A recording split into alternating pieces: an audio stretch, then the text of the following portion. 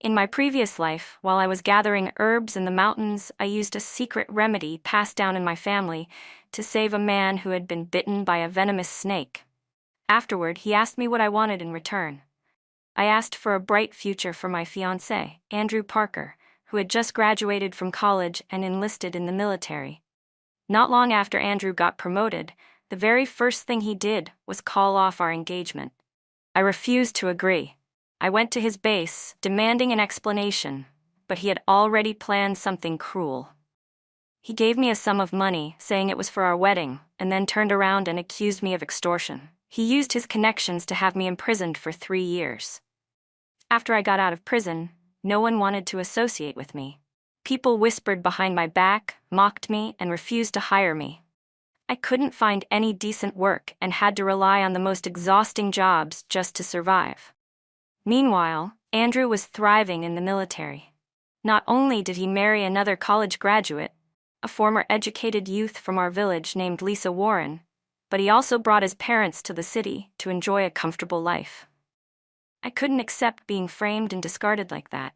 I kept fighting, kept struggling, as if falling endlessly into a bottomless pit, until I died on the road, trying to continue my pursuit of justice. When I opened my eyes again, I was back in the moment when Andrew came to break off our engagement. He looked young, full of arrogance. "Emily Dawson," he said coldly, "let's call off the engagement. I'm about to be promoted in the army. You're just a rural girl with no education, no background. You're not qualified to be my wife." I stared at the young, hot-headed Andrew, dazed by how familiar his face looked. Didn't I die? Why was I seeing him so young again? Seeing me speechless and staring at him, Andrew's expression grew irritated. "Emily Dawson, why aren't you saying anything? Are you still hoping I'll change my mind? I'm telling you now, don't even think about clinging to me. If you do, don't blame me for being ruthless." I had already experienced just how ruthless he could be. Those 3 long years in prison, the ridicule, the humiliation, the desperation of having nowhere to turn, all of it came flooding back. Fueled by anger, I raised my hand and slapped him hard across the face. Caught completely off guard, his face twisted to one side as he stumbled back, clutching his cheek. He glared at me, furious. "You dared to hit me? Emily Dawson, you're asking for trouble. Just wait and see." I looked him dead in the eye. "Fine, let's break off the engagement, but first, pay me back all the money I spent supporting your education all these years, and return my admission letter to Capital Medical University." The moment I said that, Andrew's face turned pale. I had been the barefoot doctor known across several neighboring villages. In my previous life, the man I saved from a 5-step snake bite in the mountains had been amazed by my medical skills. He told me it was a waste for someone like me to remain stuck in a mountain village, and said he would recommend me to study at Capital Medical University. Not long after he left, I received a special admission letter from the university. I had packed my bags, ready to leave for school. But right then, Andrew's mother suddenly came down with a mysterious illness and became bedridden. Andrew returned from the army and begged me to take care of her. He told me her condition was life-threatening, that their family had no money, and that they had no one else to rely on but me. I loved Andrew, and I couldn't turn him down. So I gave up the opportunity to study at the university and stayed behind to care for his mother. Eventually, under my careful attention, his mother fully recovered. But once Andrew was promoted, he came back and broke off our engagement. Naturally, I refused. I would rather die than agree. But Andrew, afraid I would make a scene, devised a vicious plan. He hid 30,000 yuan under my bed and accused me of blackmail. 30,000 yuan was no small amount, and with his twisted lies he had me arrested and imprisoned for 3 years. Those 3 years in prison were worse than death. After I got out, I heard that Andrew's career in the army had only flourished. He had married Lisa Warren, who supposedly graduated from Capital Medical University. But I knew Lisa from the village. She was an educated youth, yes, but lazy, ignorant, and completely unqualified for medical school. How could she have possibly gotten in? It was only after I thought deeply that I realized the truth. Andrew had betrayed me. He had stolen my admission letter and secretly given it to Lisa, who then used my name to enroll at Capital Medical University in my place. When I learned the truth, I was furious and heartbroken. I couldn't let it go. I filed complaints everywhere, trying to expose Andrew and Lisa for what they really were. But because of Andrew's growing power, I was constantly suppressed. There was no path forward. Then one day, I saw an article in the newspaper about the man I had once saved in the mountains. That's when I found out he was General Michael Lee, a major figure in the military district. With my last hope, I boarded a train heading north, planning to find General Lee and ask him to help me seek justice. But before I could even meet him, my efforts had already tipped off Andrew and Lisa, alerting them to my plans before I could act. They ruthlessly pushed me into the river and drowned me. I never thought I'd get the chance to live again. This time, I would settle every score. Every grudge would be paid back in full.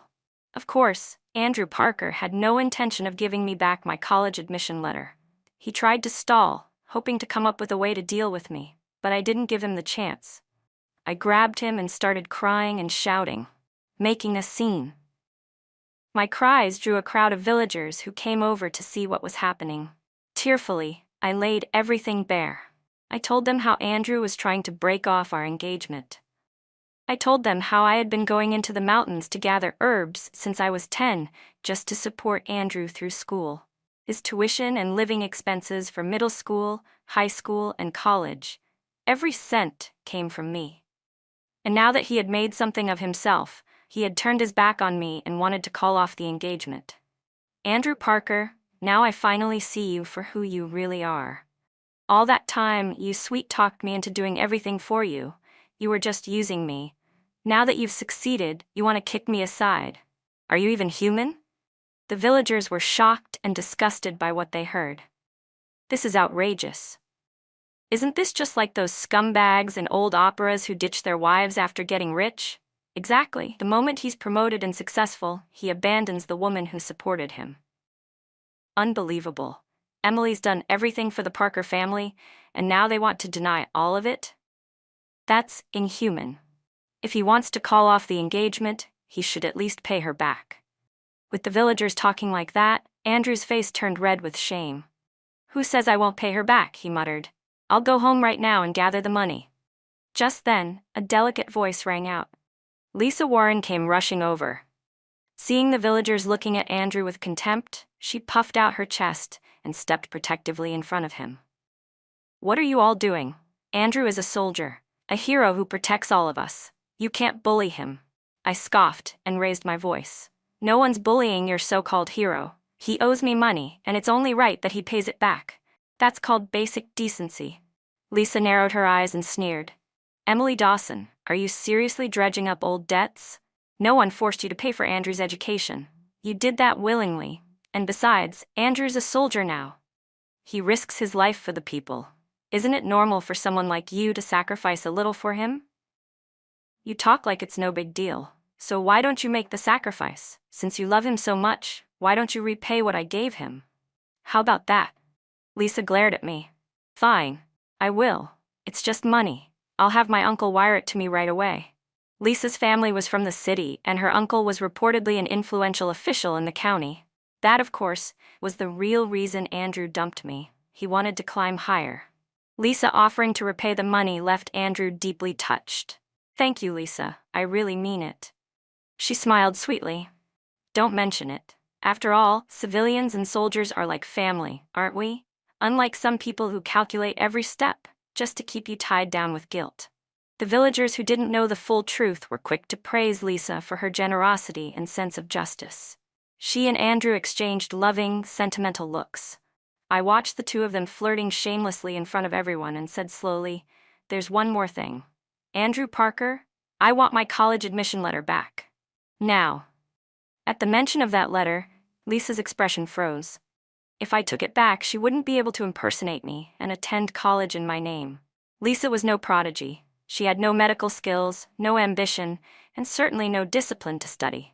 College for her was nothing but a pipe dream. That's why, in my past life, these two snakes tricked my little sister into handing over my letter so they could steal it and use it for themselves. Now that I was asking for what was rightfully mine, Lisa snapped. You can't have it. Why not? What does it have to do with you? I demanded. I said no. You're just a nobody from some rural village. What makes you think you can survive at a top university? That's the capital we're talking about. You wouldn't even be able to find your way out of the train station. Whether I can or not isn't your business. I want the money, and I want my admission letter, Lisa shouted. Emily Dawson, you're such an ungrateful wretch. How dare you do this to Andrew? Don't forget, the Parker family raised you. If it weren't for them, you would have starved to death long ago. They were kind enough not to ask for all the money they spent raising you. That alone should be enough. And now you want to take everything from Andrew? You've got some nerve asking for that much money. Don't you feel the slightest bit of guilt? Lisa Warren snapped. Hearing her say that, the villagers started to take their side.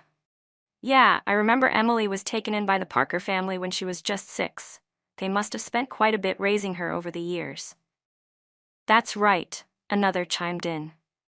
She's just that kind of ungrateful child who drains the people who raise her. After more than a decade of care, that should more than make up for what she spent on Andrew's education. She's just asking for all that money because she doesn't want the engagement to end. Andrew's a college graduate, and a soldier. He's bound to get promoted. No way Emily's dumb enough to give up a man like that. I can't believe I actually felt sorry for Emily. Turns out she's been scheming all along. Ah, what a snake, someone spat toward me. I didn't expect the villagers to be so easily swayed by them. Watching the smug look in Lisa's eyes, I let out a cold laugh. Who said I was raised by the Parker family? My parents died saving Andrew's parents. The government even awarded them medals for bravery and recognized them as martyrs.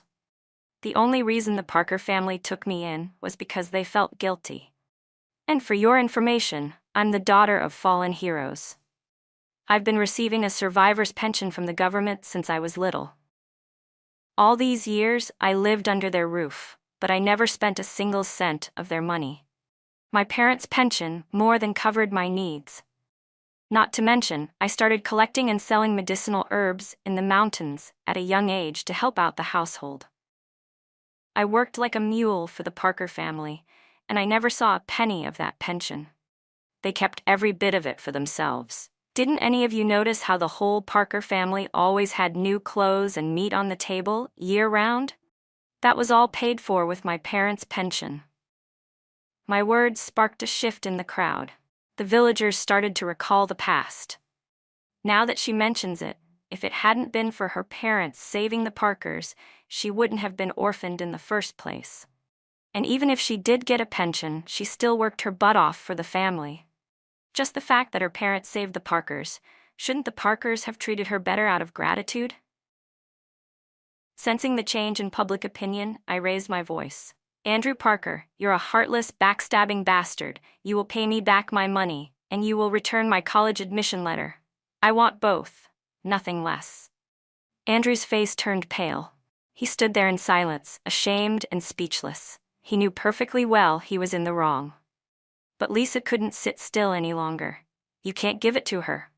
I looked at Lisa, who was fuming with rage, and sneered. Lisa Warren, what does this have to do with you? This is between Andrew and me. Don't you feel ridiculous throwing yourself into something that's none of your business? I'm just standing up for what's right. Oh, really? Then why is it that out of all the people here, you're the only one jumping in to defend him? None of the other educated youths are saying a word. Just you. You and Andrew sure seem close. Don't tell me Andrew's trying to dump me because he's got his eye on some city girl like you?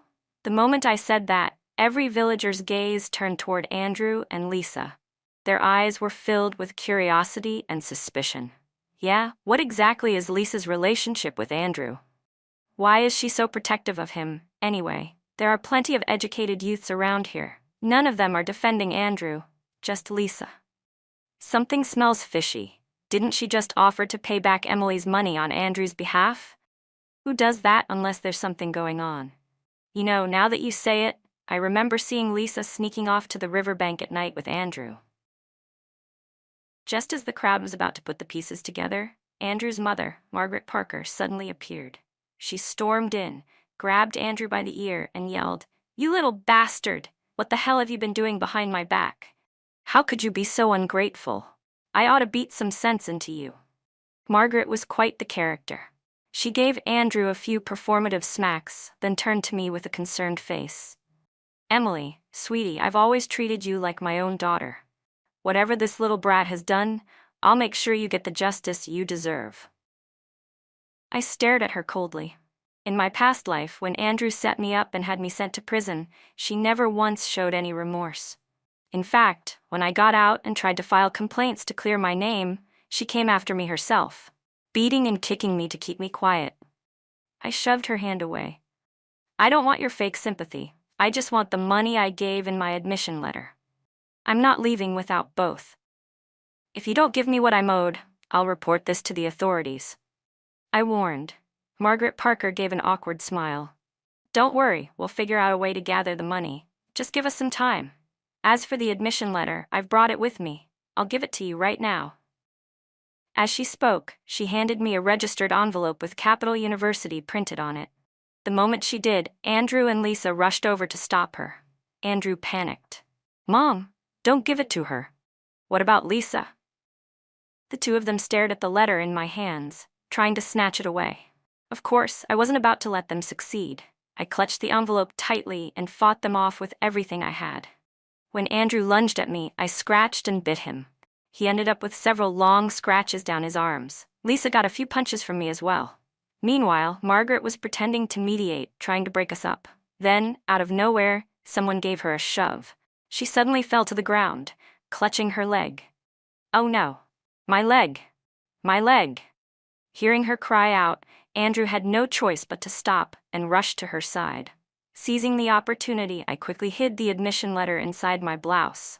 Andrew, unable to get what he wanted, helped his wailing mother to her feet.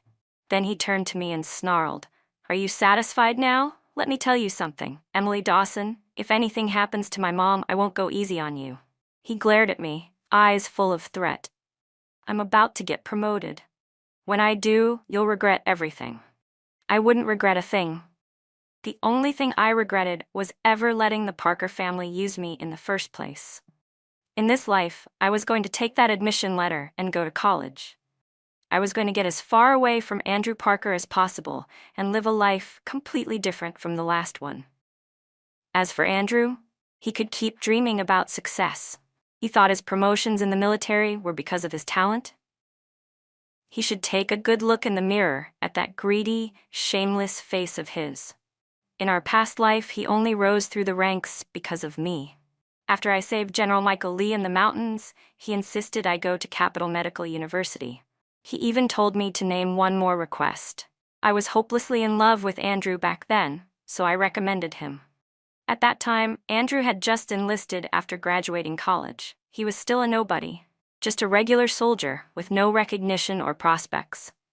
He constantly wrote to me complaining that he wasn't being noticed, that the environment was tough, and that life was unfair. I felt sorry for him, so I put in a word for him to General Lee. Only then did he finally get on a path toward promotion, climbing up from an ordinary soldier all the way to the top. But in this life, I would never let that vile, despicable man benefit from me again. I had to find a way to reach General Lee and have Andrew's promotion revoked. Back home, I began preparing to write a letter to General Lee. I took out my pen and paper, but as I moved, the admission letter fell from the envelope and landed on the floor. I picked it up, and the moment my eyes landed on the blurry embossed seal at the top, it hit me like a bolt of lightning. The admission letter was fake. Of course it was. It had to be the Parker family. They had forged a fake letter and swapped it with mine. No wonder they had put on such an over-the-top performance earlier, trying to grab the letter, pretending to be injured. It was all a setup. They didn't want me to look too closely at what was inside. Even after getting a second chance at life, I had still been deceived by them. Fury surged in my chest. I no longer cared about writing the letter. I stormed out of the house and marched straight to the Parker home. The night in the village was pitch black. I carried a flashlight, weaving through the dark, uneven paths, my heart burning with rage. When I found Andrew, I was going to beat the truth out of him. I would drag everything out into the open and make sure the whole family was humiliated. As I passed by a clump of tall reeds, I suddenly heard a familiar giggle. That was hilarious. You and your mom really nailed that performance. Emily Dawson had no idea she was holding a fake admission letter. Lisa's voice was giddy with delight. She thought she was being clever. She had no idea I'd already forged a fake letter just for her. The real one?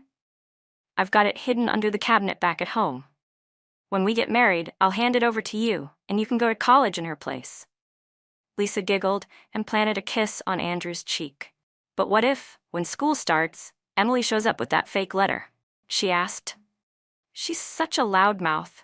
What if she causes a scene once she finds out? She's just a shrew, Andrew replied. So what if she finds out? What can she even do? She'll definitely cause a huge scene when she finds out, Lisa said. Once that happens, the truth about me taking her place will come out. Don't worry, Andrew replied smoothly.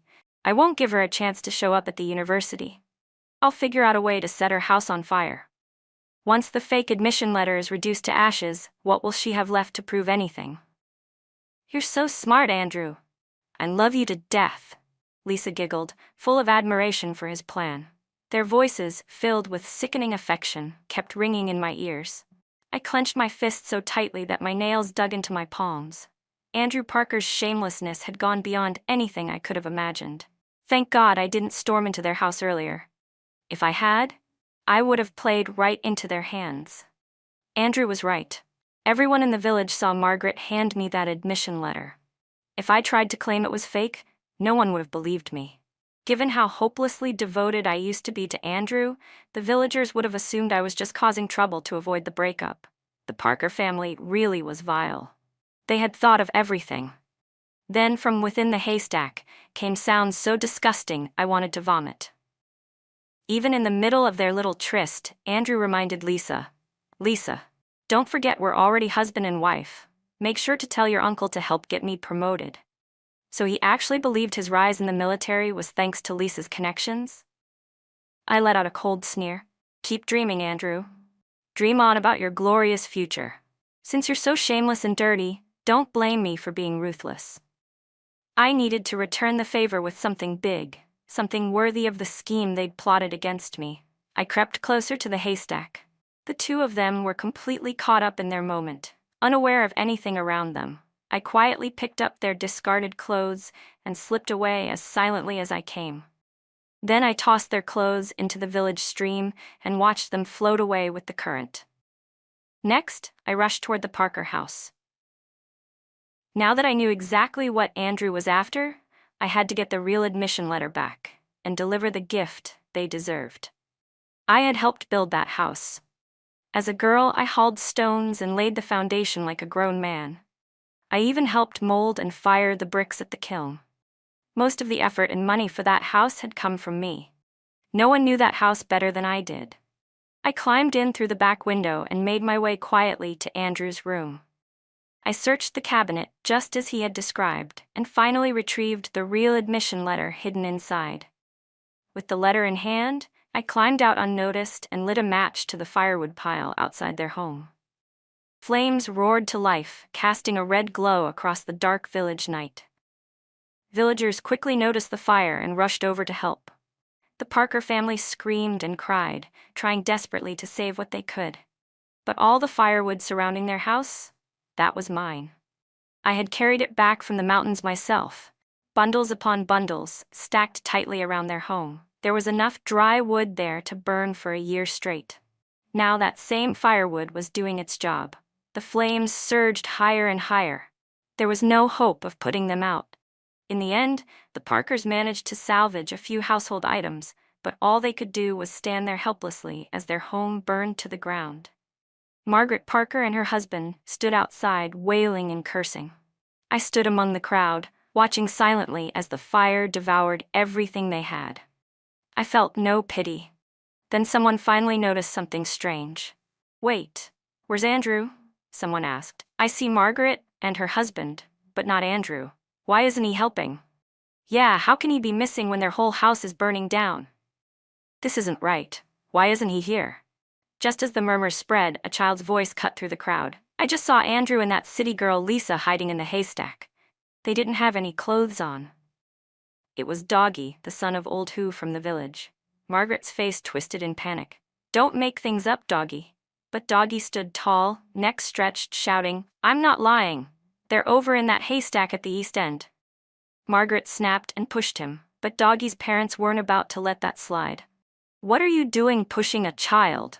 Your kid's making up nonsense. You clearly didn't raise him right. Oh, like your kid's so well raised? If he were, he wouldn't be rolling around in the haystack doing indecent things with another man's daughter. Doggy's mother wasn't backing down. She raised her voice even louder. If you don't believe my son, let's all go to the haystack and see for ourselves. Everyone in the crowd was an adult. They all knew perfectly well what it meant for a man and woman to sneak off together into a haystack. And naturally, curiosity got the better of them. Margaret couldn't stop them. The entire group, still holding their flashlights from trying to fight the fire, marched off toward the haystack Doggy had mentioned. And there, in the flickering light, they caught Andrew and Lisa, completely naked, without even a scrap of clothing to cover themselves. The villagers surrounded the haystack like they were watching a circus, gawking at Andrew and Lisa's disgrace. It wasn't until Margaret Parker came over with clothes that the two of them were able to get away. After such an embarrassing scandal, Andrew and Lisa had no choice but to get married on the spot to quiet the gossip and minimize the damage. They rushed off to the Civil Affairs Bureau and registered their marriage. The day they got their marriage certificate, Andrew made time to come find me. This was you, wasn't it? What are you talking about? I said innocently. Cut the act, he snapped. You're the one who set the fire at my house. You're the one who sent someone to expose me and Lisa. I asked Doggy, and he said you gave him candy to say that stuff about us in front of everyone. Andrew wasn't stupid. He had gone digging for evidence. But even if he found clues, what did it matter? Everything he and Lisa had done was true. I didn't slander them. I just let the truth come out. He glared at me with hatred. I know you set that fire, and I know you overheard me and Lisa talking, so you must have the real admission letter now, don't you? Real? Fake? I have no idea what you're talking about, I said coolly. My admission letter is as real as it gets. Seeing I wouldn't play along, his rage grew. I didn't think you'd be this shameless, Emily Dawson. You really think having that letter means you'll get to go to college? Dream on. I won't let it happen. And what exactly are you going to do? I mocked. Set fire to my house? Go ahead. Try it. I'm not as twisted as you are, he said, trying to sound self-righteous. But let me warn you, Lisa's uncle is a powerful man. One word from her and he'll crush you like a bug. Is that so? I replied with a cold laugh. I'm not making idle threats. For your own good, you'd better hand over the admission letter and let Lisa use it. If you do, I might let you off the hook out of old times' sake. And if I don't, then you'll see. You'll be backed into a corner, with no one to save you, no one to even hear you scream. He wasn't lying. In my previous life, when I tried to fight back, I hit nothing but dead ends. Every appeal, every plea, every attempt at justice was blocked. It had to be Lisa's so-called powerful uncle pulling the strings from the shadows. Andrew, Lisa, and the people backing them, they weren't even human. They were monsters. In this life, they were still trying to steal what was mine, to take my future, to replace me again. But this time, I wouldn't let it happen. I wouldn't sit back and let them destroy me all over again. If they were so eager to destroy themselves, then I'd be more than happy to help them along. This life, we'll see who wins in the end. Andrew left empty-handed, furious. Before he went, he warned me again to just wait. A week later, he and Lisa held their wedding. Their house had been burned to the ground, so the Parker family had to move into the village office temporarily. They held the banquet in the plaza in front of the building. Even though they'd lost their home, they still had all the money they'd stolen from me. My parents' death benefits, my herb-selling income from years of labor, so the wedding wasn't exactly shabby. I went along with the rest of the villagers to attend the feast. When Andrew and Lisa came around to toast the guests, Lisa looked at me with a sneer. I'm honestly impressed you had the nerve to show up and eat. You still have an appetite after everything? Must be miserable inside, huh? Miserable? I laughed. Compared to being caught naked in a haystack and becoming the biggest joke in the village, I'm doing great. Eating well, sleeping well, gained 2 pounds even. The moment I brought up their scandal, Lisa's face twisted in fury. She gritted her teeth. You can win a war of words, but it doesn't matter. What matters is what happens next. Emily Dawson, soon you'll understand exactly what's coming your way. You'll be begging me on your knees to spare you. Andrew and Lisa held back their rage and continued pouring drinks for the guests. As for me, I ate and drank to my heart's content, feeling absolutely delightful. Just as the banquet was winding down, Margaret Parker and her husband walked over. Margaret was holding a stuffed cloth pouch and handed it to me. Emily, she said, here's the money you asked for. Enemies should be settled, not deepened, Margaret said softly. Now that we've given you the money, I hope you'll stop targeting our family. Please, I'm begging you, as your aunt. She sounded truly sincere. But I didn't respond. Instead, I opened the bag right there in front of everyone. Inside were 10 bundles of cash, 100,000 yuan. Well, Andrew sure was bold, and Lisa's so-called uncle really was rich. They'd actually come up with that much money. I counted the bills out loud in front of the villagers, then took the money and headed home. In my past life, Andrew had falsely accused me of extorting 30,000 yuan. I was sentenced to 3 years in prison because of it. And now, in this life, they'd handed over 70,000 more. Sure, 100,000 is just over 3 times as much as 30,000, but the sentence wouldn't just triple. With that kind of amount, they'd label it as especially large and throw me in prison for life. Their plan really was devious and absolutely shameless. But now, I had nothing to hold me back. When I got home, I acted like it was any other day. I ate dinner, washed up, and got ready for bed. Just after 8 p.m., I heard the sound of a car outside. Moments later, someone knocked on the door. A stern voice called out, "Emily Dawson, open up. We're the police. We're here to question you about a case." I opened the door. A group of serious-looking officers entered, flashing their badges and stating their purpose. They said they were from the county's Public Security Bureau, investigating a case of extortion reported by the Parker family. They claimed that villagers had served as witnesses, and that the 100,000 yuan in my home had been seized as evidence. With the accusation and evidence supposedly lining up, they said my crime was confirmed. They were preparing to take me away. "I'm not going with you," I said flatly. "I haven't committed any crime. I didn't extort anyone. You have no right to arrest me. The evidence is overwhelming, and you still dare to deny it?" The lead officer sneered. "You think the law is a joke?" I stared at the officer. His face was familiar.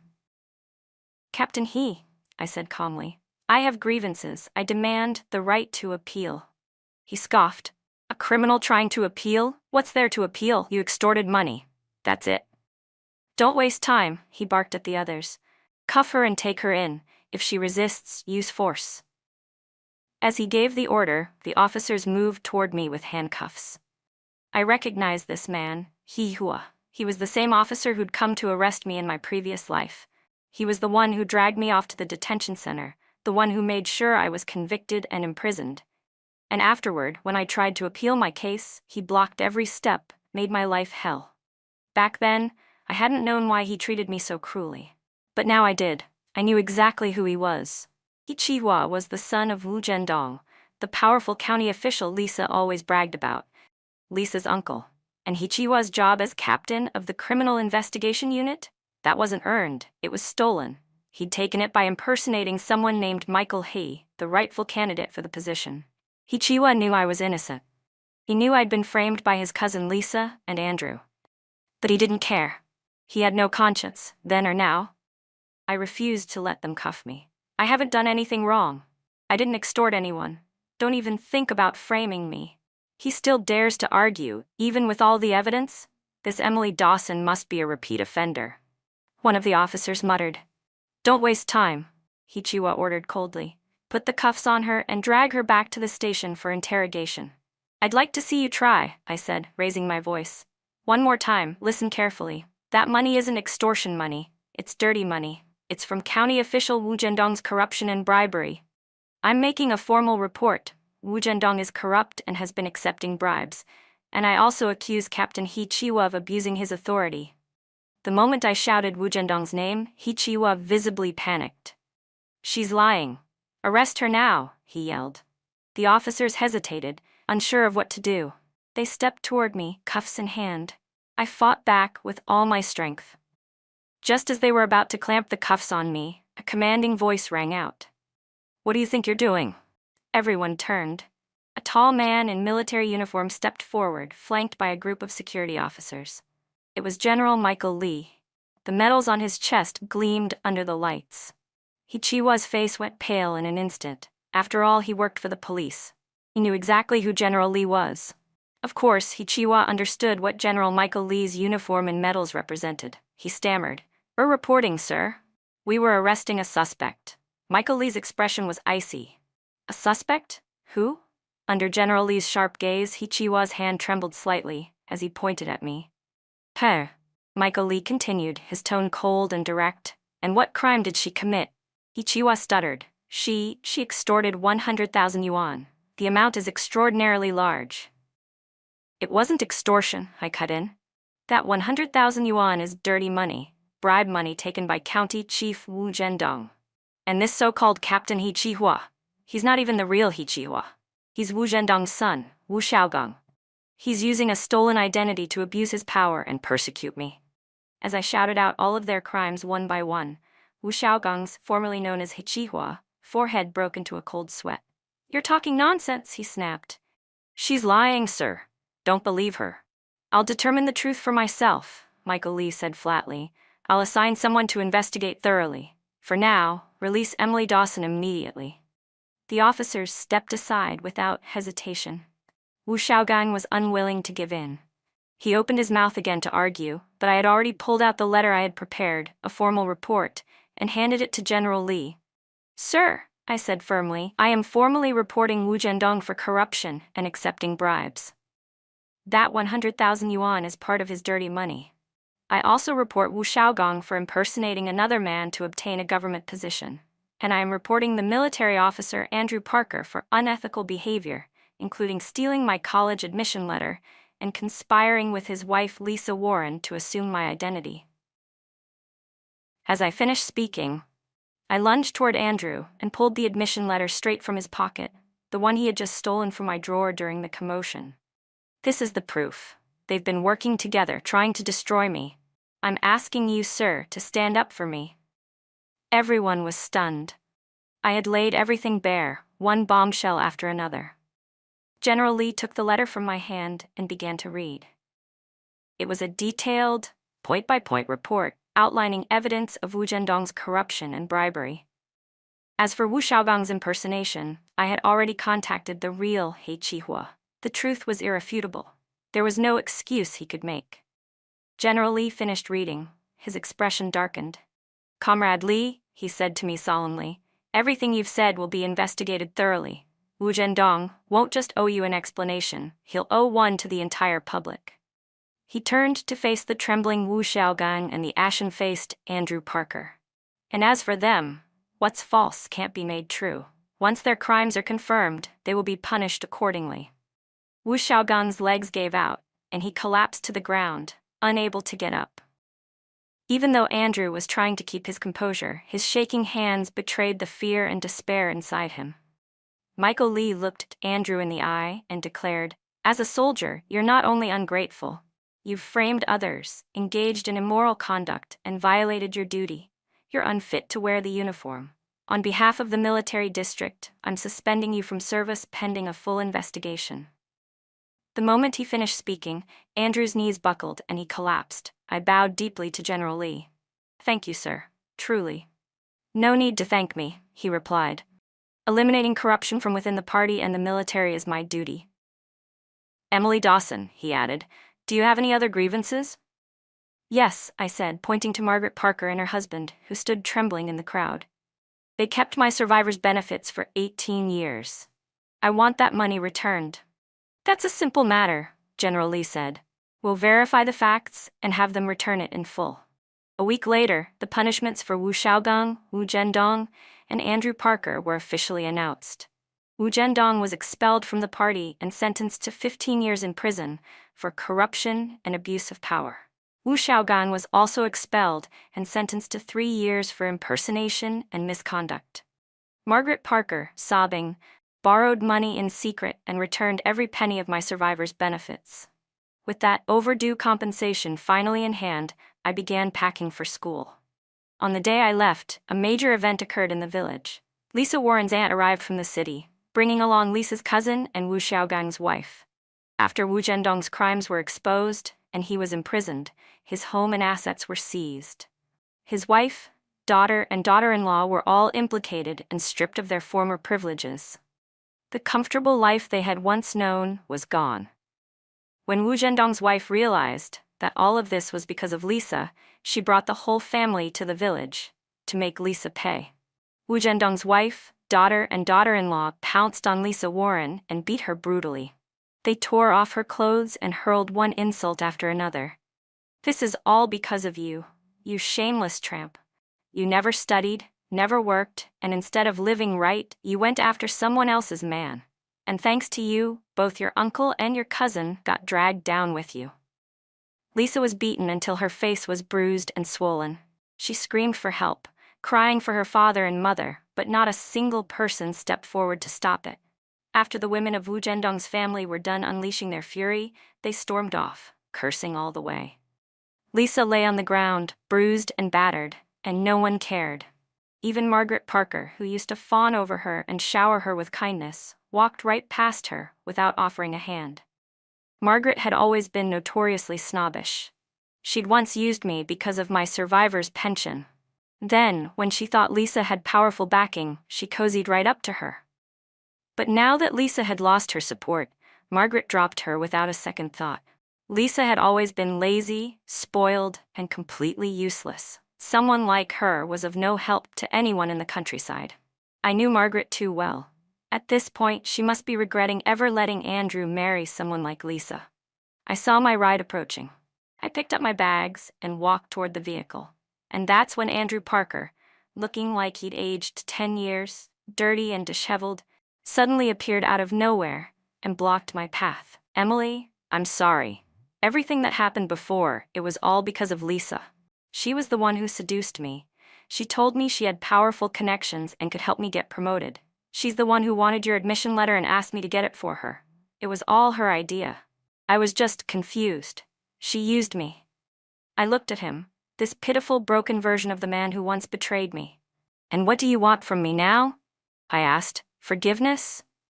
"Emily," he said, voice trembling, "even death row inmates get a chance at redemption. I was misled. I didn't mean for it to go this far." "You're wrong," I cut him off coldly. "If you'd admitted your mistakes and taken responsibility, I might still consider you human. But all you've done is shift the blame onto Lisa, like you had no part in it. That makes you worse than a coward." "I was used by her," Andrew insisted. "You have to believe me. She's the one who pushed me to break off the engagement early. Wasn't that obvious?" "You're talking about last week," I said, staring him down. "Yes, in this life, you came to break off the engagement a week earlier than in the last one. And you're saying Lisa forced you? So you're admitting I'm right? You've come back too?" Andrew staggered backward. "That's right," I said. "After you and Lisa got me killed, I came back." Andrew's face twisted with horror. "You came back?" "Drop the act," I said. "I will never forgive you. Never again will I fall for your lies, Andrew Parker. You have no heart, no soul." He instinctively took a few steps back, but then surged forward in desperation. "Then how do you know General Lee? How are you connected to him?" "I saved Michael Lee's life," I said flatly. "In my past life, he owed me a favor. It was because of me he promoted you in the army." Andrew's face went pale. "So that's it. That's why after you died, General Lee ordered an investigation, and I was executed. I never knew. I never knew you even knew him. I thought Lisa was the one who helped me. I was completely wrong." Andrew stood there like a man who'd lost his soul, murmuring to himself, dazed. Just then, Lisa Warren stumbled over, face swollen, limping as she dragged herself forward. "Andrew, your mother told me to pack up and leave. Is that really what you want too?" she demanded.